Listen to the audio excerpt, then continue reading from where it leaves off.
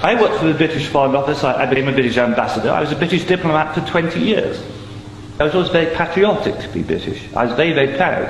I remember when I first became a British ambassador and first went out in my own flag car with the Union Jack flying on the front as the ambassador, you know, I had a lump in my throat. It was a proud moment for me. It was only 6 months after that I discovered that in the country where I was ambassador, we and the Americans were shipping people in order for them to be tortured.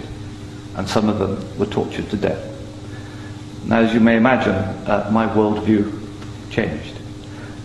It was at the same time, about a month later, we invaded Iraq against the will of the Security Council. Not just without permission of the Security Council, but in the full knowledge that if it had gone to the Security Council, we would have been voted down. And I, as a British diplomat, saw all the internal memos that went through that decision. I know for certain, I used to be head of the FCO unit that monitored Iraqi weapons of mass destruction. And I know for certain, I can tell you, that they knew there weren't any. It wasn't a mistake, it was a lie. I think it is impossible to be proud of the United Kingdom. I think when we invaded Iraq, we did to the United Nations what Hitler and Mussolini did to the League of Nations.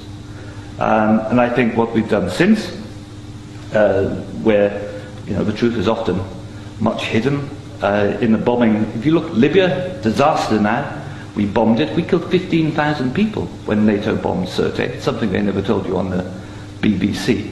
And did we make it better? No. I saw in Uzbekistan, I saw the gas contract signed by Enron and a company called Unocal, which George Bush Sr.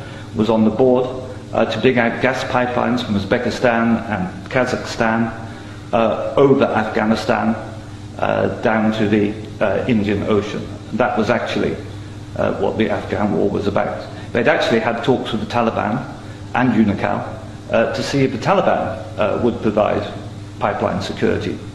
The person who held those talks was the consultant for Unocal, who was a certain Mr. Karzai, who, after being employed by George Bush Sr. as a consultant, went on to become president of Afghanistan. That was their plan B. The Taliban wouldn't do it, so they invaded. It usually, I've seen it on the inside, it's almost always about control of resources. It is every bit as corrupt as our first speaker. I'm sorry, I'm also terrible with names, integrated. You are absolutely right, Andrew. And I can tell you it's not an academic construct. The system stinks.